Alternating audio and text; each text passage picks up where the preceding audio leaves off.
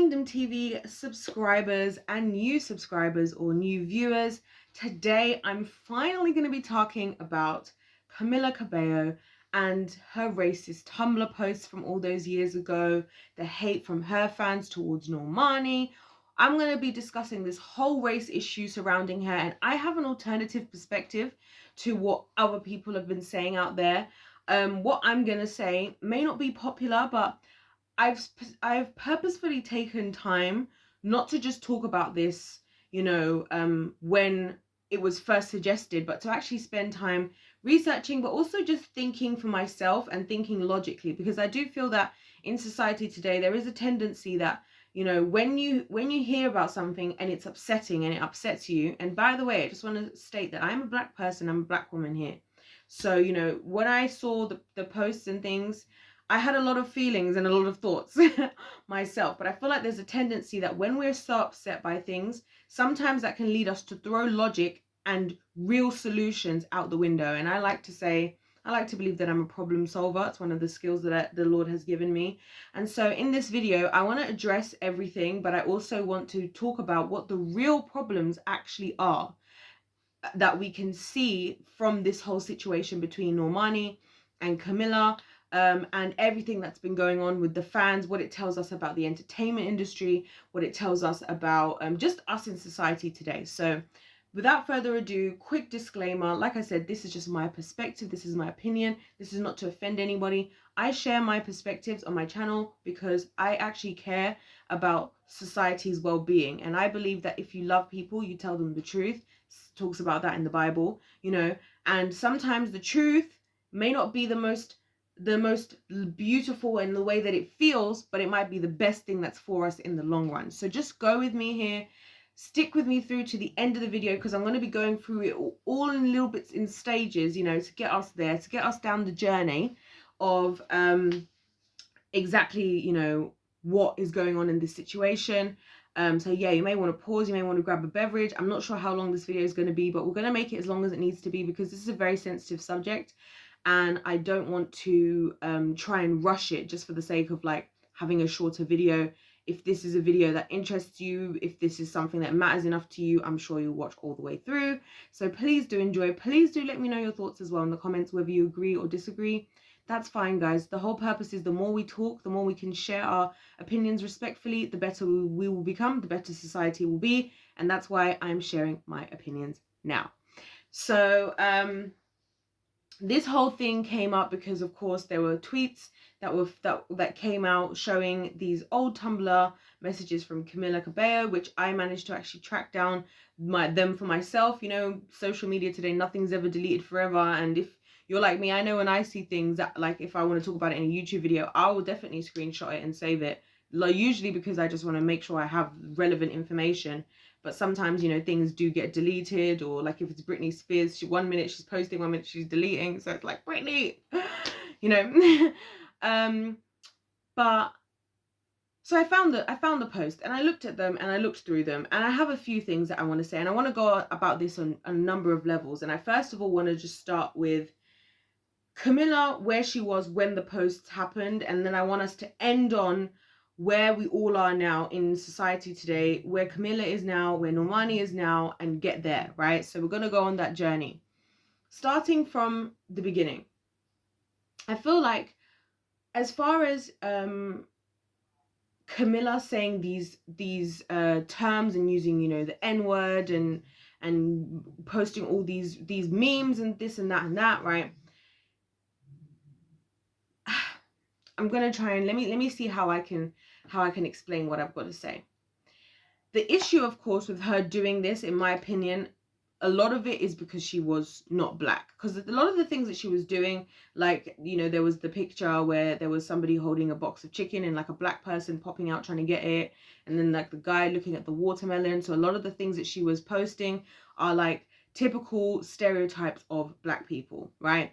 And some of those posts that she posted, funnily enough, I have seen over the years, and if a black person had to have sent it to me, or if I'd just seen it posted by a black person, I probably would have found it funny, right? And some of them I had seen before, and I had laughed at them when it was posted through a black person. And that made me think for a second, of course, that the issue is that she's not a black person, which we're not even going to talk about that for now. That's its own other whole thing.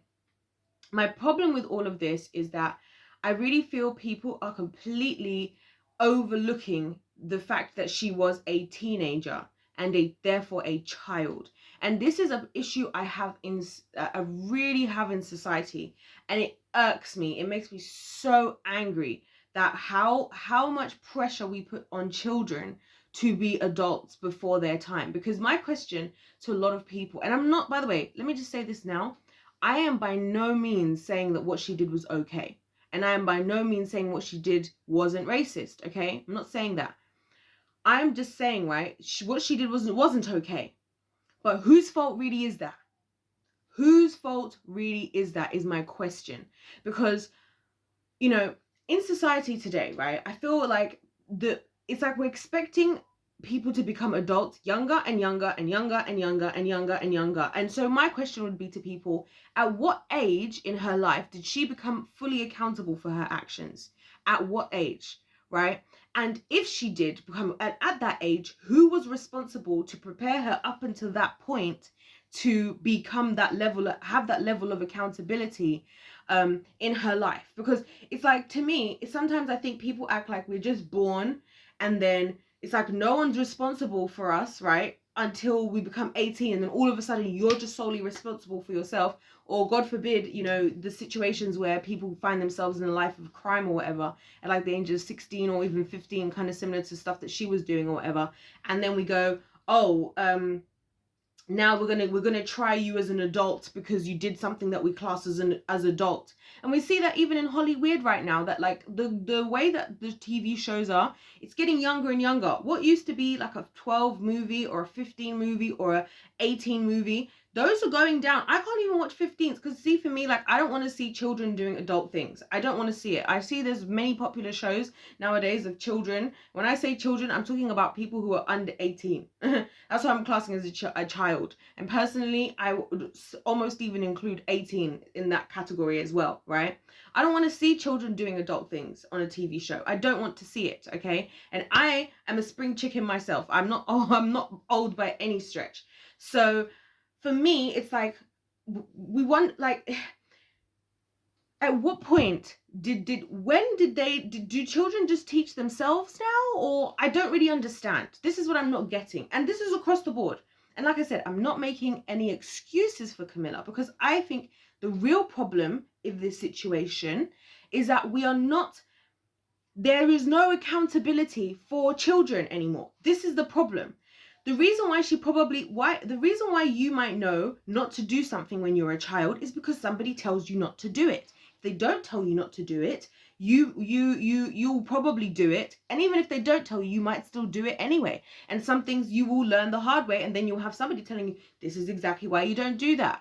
Right? This is exactly why you don't do that. And you have the stricter parents who prefer to use that method as well. They're the ones who are like, you know what, I'll let you do that. Oh, I told you not to do that. Okay, this time go ahead and go and see what happens. And then after the fact, I'm gonna be like, yep, I told you so. Right?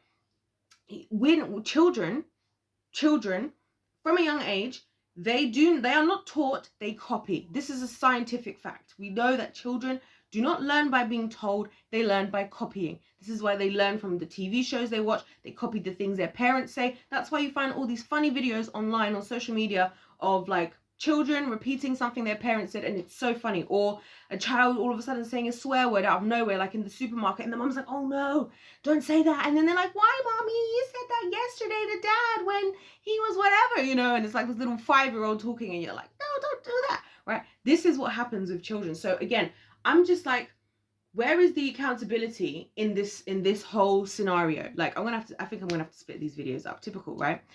Where is the accountability when it comes to children and how they are being, and because this is the other thing, right? And I can say this because I've also worked, not only have I been a child, right? Not only have I been a child, but also I've worked with children. I've worked with children on all levels, and I say this all the time. I've worked as a teacher in an actual classroom, right? And I'll tell you something I realized from being a teacher, like an actual class teacher that talks to the students and then talks to the parents, blah, blah, blah. There was one student that I had once, right? And he was very young, actually. Well, quite young. He was probably like 9 or something, right? So he was misbehaving. Him and also his brother, who was in another year group, was also misbehaving quite a lot, right? We now tried to talk to the parents about it, right? After school, it became a serious thing. And guess what I realized? Because this is what children do. They look at if their parents care, if their parents are letting them get away with it, they continue. And that's exactly what he did. And that's not the only time I've seen that situation. That generally happens. I was like that in school.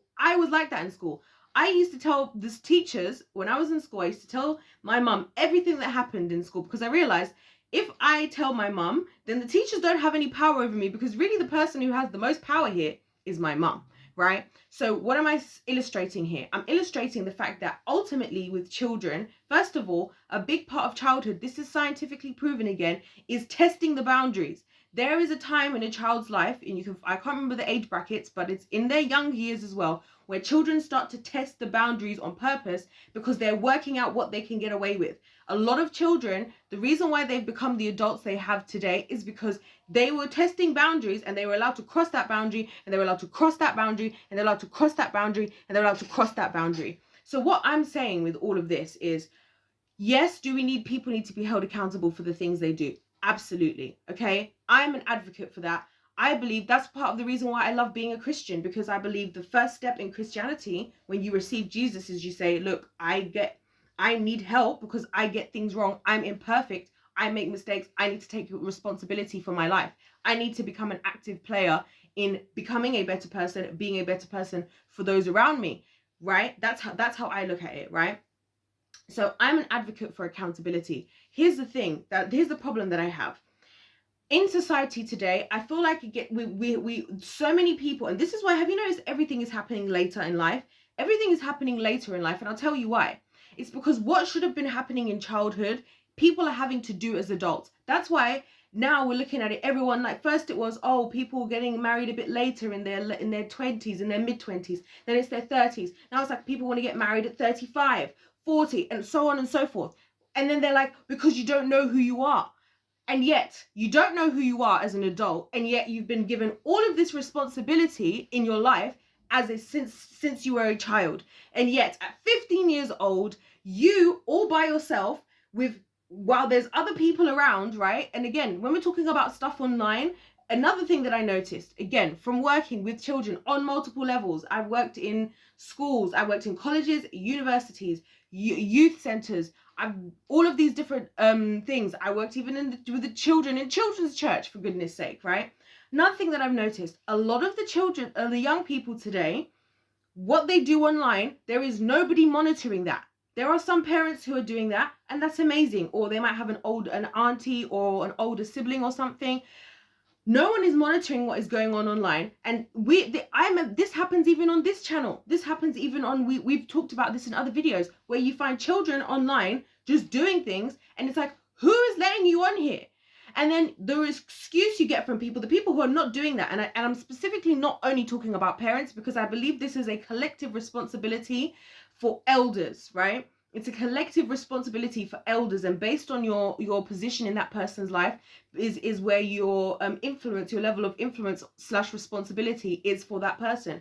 That's why they say it takes a village to raise a child. That's why even when babies get dedicated and they get baptized and stuff in churches, this is what blows my mind. People are there, right? In the same way, like in a marriage, you're in the marriage, you're there at the marriage because you're witnessing there, because you're a part of this thing as well. You're saying, I'm going to be there for you guys. I'm going to help you guys. I'm going to pray for you guys. I'm going to be there. Like, it's the same with the baby dedication. You're there. You're not just there because it was an opportunity for free food and to dress up. It's an accountability thing. That's why these institutions exist. So that, because that's what it takes. Looking after a child is not an easy job. I do not think that at all. I absolutely do not think that at all. That's one thing I've definitely learned from looking after children, right? So it really frustrates me so much to the nth degree that in society today, we're constantly putting more and more pressure. Like Camila, right? Whether she means her apology or not, right?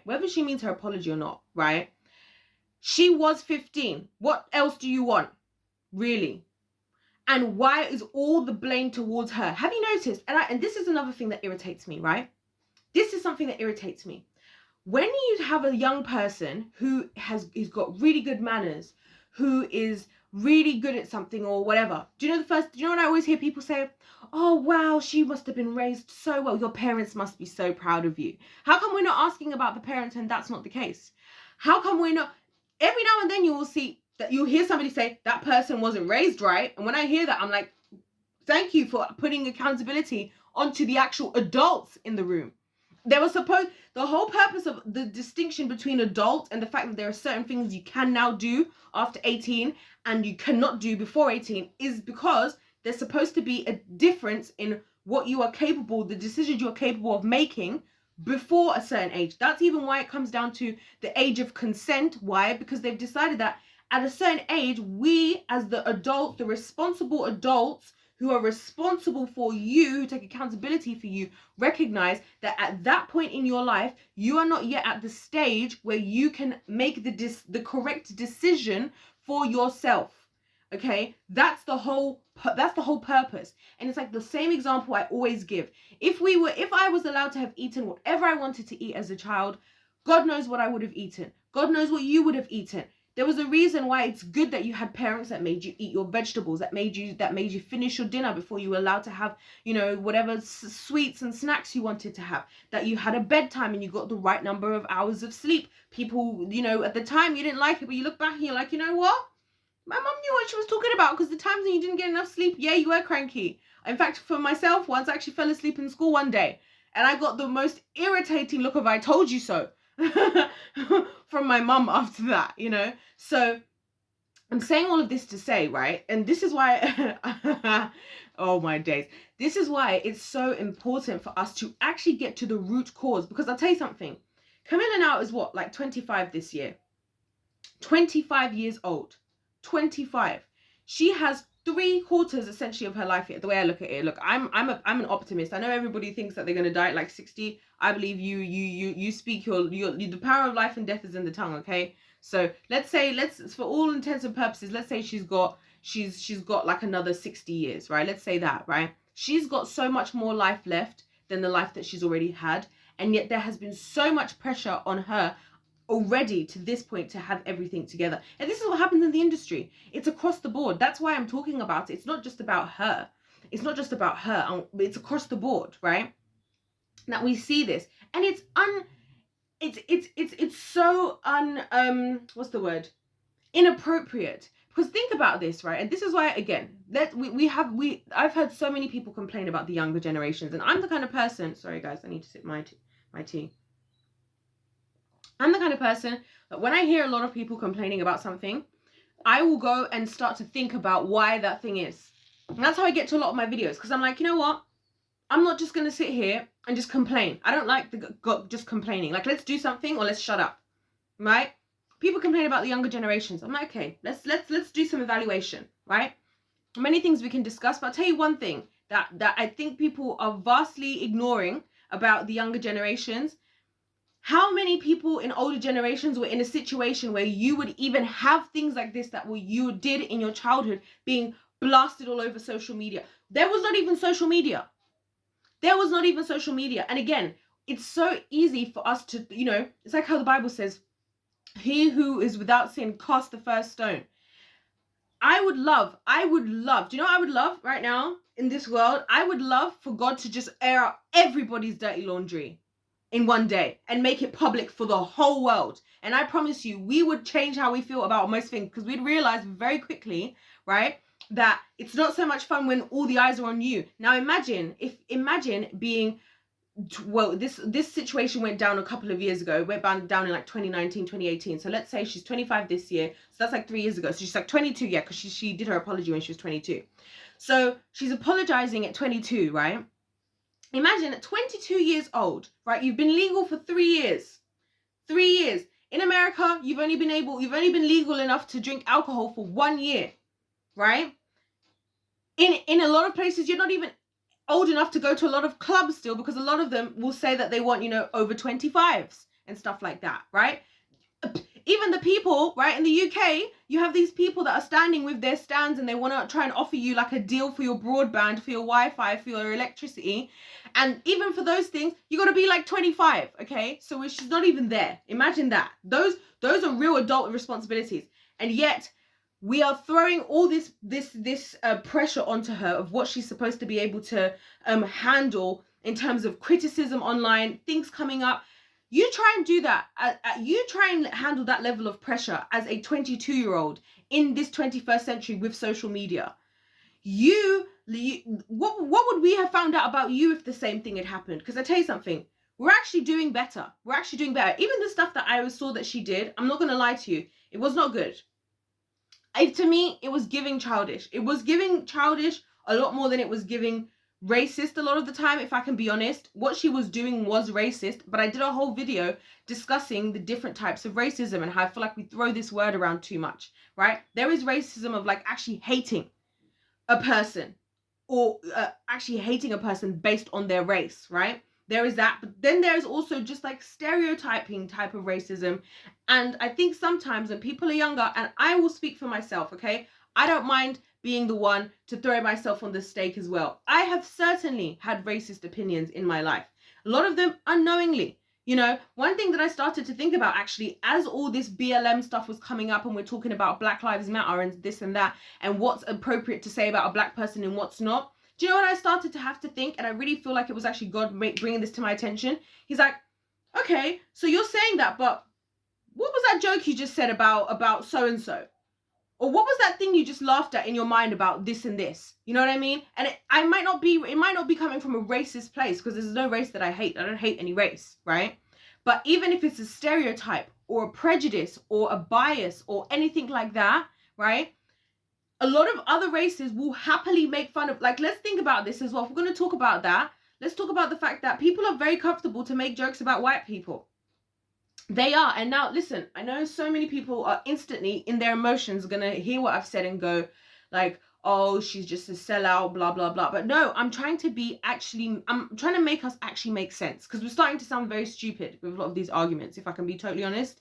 I feel like we're starting to sound very, very stupid with a lot of the things that we're saying these days, because we're acting like it's one thing for one person and not one thing for the other, right? If we're saying, the part of the reason I feel like a lot of people today, or some people today, feel so comfortable to do certain racist things is because of black people. They were talking about black people. For example, the N-word, right? I have this issue. I don't use the N-word. And I'll tell you why I stopped using the N-word. Because I realized that how can I, as a black person, be amongst non-black people, use a word, which we all know when you're in an environment, you pick up that environment and you pick up and you pick up that lingo. Guess what, guys? When I was born in the United States. I had an American accent when I was born. Somebody came for me in my comments and was like, why do you talk an American accent? Well, actually, I'll have you know. And guess what? Guess why my accent's changed? Because I've been in a different environment. And therefore, it changes the way that I speak. I don't do that on purpose. I never sat there like, let me try and talk more British today. Water. Like, I never tried that. Right? I never sat and did that. It just changes. And so I recognize that the more that I do things around our non-black people and then expect for them not to, at some point, feel comfortable or either comfortable or isolated, which are both problems, right? I'm the one who needs to change up what I'm doing here, because I either have to become okay with it, so it's okay for them to be comfortable, right? Or I have to be okay with the isolation and the segregation, which I don't want either of those two things. Right? So guess what I'm going to do? I'm just not going to say either, which means when I hear somebody saying the N-word, who isn't a person of color, right? Who isn't a black person, I can actually have a leg to stand on. Equally, I'm not shutting the other races out of what I'm doing or of my circle based on the fact that I'm isolating them because I'm trying to do something, have them in my vicinity and not allow them to participate in that as well. Do you see what I mean? And so that's why I feel like, you know, with all of this stuff, and again, we're just getting started. I'm still going to have to do more than one video, because there's no way I'm going to, if this is us on point one of like however many points I've got, this is why I have an issue with this. A lot of these problems, right, with Camila, I'll tell you what should have happened, right? What should have happened is first of all, somebody should have been watching what she's doing on social media. There are many parents today who watch what their children do on social media. There was one woman I was listening to, she was talking, her daughter's 12. So she's even younger than Camila even was at that point. And she says that her daughter knows that at any moment, she's going to pick up her phone and she's going to do a random phone search at any moment. And that's one thing that she does. Doesn't have to be every day. Doesn't have to be you're all up in your child's business. But guess what? There's a reason why a child has a parent. There's a reason why when a baby is born, the baby doesn't just exist by itself there. And all of a sudden, if you leave it for 18 years by itself with nothing, turn into an adult person. There's a reason why that child will die. Because it needs a parent. It needs somebody to look after them. It needs people to take accountability for them. So what I'm saying here is, the issue is, yes, I feel that part of her she's a bit desensitized to what she did. And I feel the reason she's desensitized to it is because it wasn't made a big enough deal about at the time. That's what I think. I think at the time it didn't seem like that big of a deal. I've seen that for myself with certain things. And then I hear somebody else's perspective and how it actually it affects them, and it makes me realize how much more big of a deal something is than what I initially thought that it was. And that's why I think it's important for us to talk about things. And again, I think sometimes we are very quick to assume people can understand what it's like to have our experience, but the reality is, in my opinion, whatever race you are, we all have different experiences. Even within the people of color, I have an issue with grouping people of color together, because we have similar problems, but we also have different problems. And it's doing a disservice to me as a black person, to you as an Asian, to you as wherever you're from, right?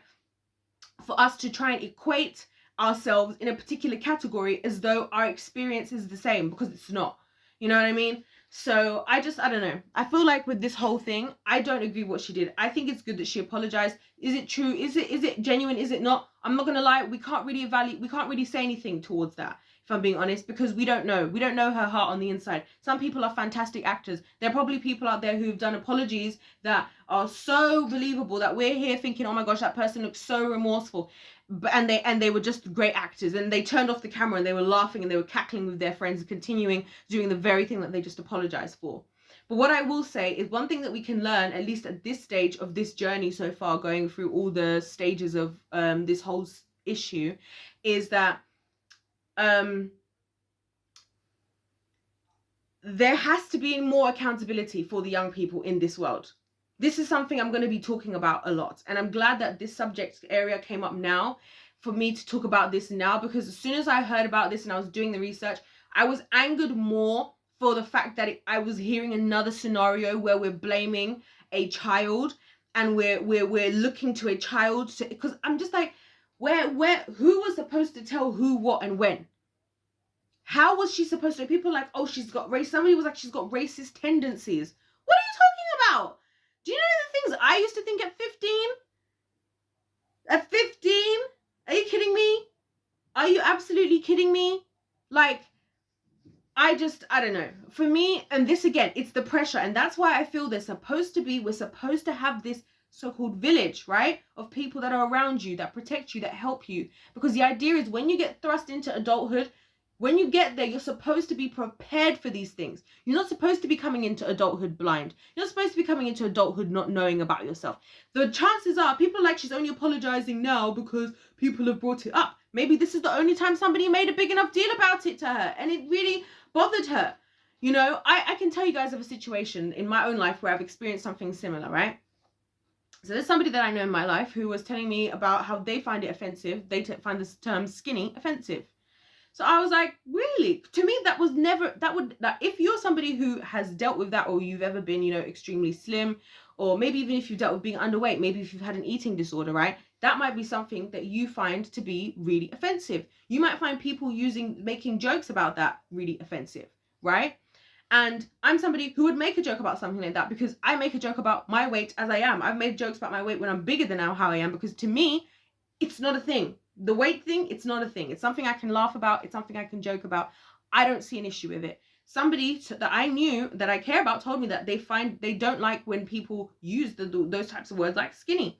And it hit me, and I was like, wow, I didn't know that you found that offensive. Genuinely, I can see the offense, but I didn't understand the weight of why it was so offensive. And that's why I'm saying, even with this stuff, We say people should know this stuff, but we, the black people, are the ones throwing around the N-word here, right, left, right, and center. So it's like, clearly, are we really that upset about the word? Because we're making it, we're there, people. And again, I think about this, like, when you have these artists, these black artists having these big concerts, right? What do you expect the non-black people in the audience to really be saying when you're saying no N-word, N, like, what do you expect for them to be saying in that moment, right? Of course you expect them to be skipping over that, right? And then we also will happily allow people who are not black to be using those things when it suits us. Talk about BET and how many people have come in and swooped in who are non-black and gotten, you know, awards and things. And then people try and say, yeah, but they're a 15th black and whatever. I'm like, seriously? And we can't be understanding that we all said stupid stuff when we were 15 online, you know? And so it's just, I don't know. And like I said, anyways, I'm gonna wrap this bit up here, and I'll just wrap up this point in particular because I'm gonna keep going. This is gonna have to be a series of little videos. In this video specifically, I wanted to just address my issue, what I feel like is the real problem. And I want to say this again for the billionth time. I'm exaggerating, of course. That I am by no means saying that what she did was okay and she should not be held accountable. But what I'm saying is that there is a higher level of accountability that needs to be had here, and a bigger lesson for us in society today that is more than just let's blame the 15-year-old and hope that they somehow should have known at 15, not from any no, there's no outlet we're claiming should have taught her, you know. Like, I didn't even hear anybody say something like it should have been in school, it should have been the parents, it should have been whatever, it should have been. No, there's no accountability. And this is why I'm telling you, this is why we're getting to the point where everything is happening later, because people are moving out and they're having to go back and do the work that they were supposed to do in their childhood. Not all of this working out what people that they're attracted to and this and that. That isn't finding out who you are, right? And finding out what you need to know about the world. Finding out what you need to know about the world is things like, there are other races. Don't be a racist. Those are the things that we need to be working out. You can't say that word. You know, do you know the history of where that comes from? So on and so forth. This is how you shape people. If everybody in their homes today, if every single person adult person who's either in a relationship with children or who's going to have children made the decision that I'm going to teach my child, I'm going to bring up my child, right? Literally, like the Bible says, teach your child in the way he should go. When he's old, he will not depart from it. If that's Proverbs 22:6, I believe, right? If every person just decided that I'm going to just teach the people around me in my circle, particularly the younger generations around me, what needs to be changed in the world, and we all did that, everything would change. We wouldn't be out here having to have all these big activist movements and this right and that's right, because people would be, but the reason why we're doing that, you know why? Because people are not taking accountability where it all starts. Everything starts in the home. Anyways, we'll stop here for that one. In the next video, I'm going to move on to, hold on. Yeah, so in the next video, I'm going to move on to the apology, how I feel about things coming out in society today, the results of the Normani stuff. So yeah, check out the next part for part 2 of this whole Camila Cabello racism mini series I guess we're doing now, because typical me, I had a lot to say. Of course, let me know your thoughts in the comment section down below. Like I said, guys, I'm not trying to upset anybody. I'm not trying to make anybody feel condemned. I'm just trying to say what's actually going to make a difference in the world. Not it might not be what sounds nice, but it's like what actually is gonna actually help. I don't know what else to tell you. So yeah, let me know your thoughts in the comment section down below. Don't forget to hit the subscribe button if you've enjoyed this video. I would sincerely appreciate it. Also, don't forget to hit the like button as well, if you did like the video. Other than that, don't forget to check out the next part. God bless you all, and I'll see you in my next one. Goodbye.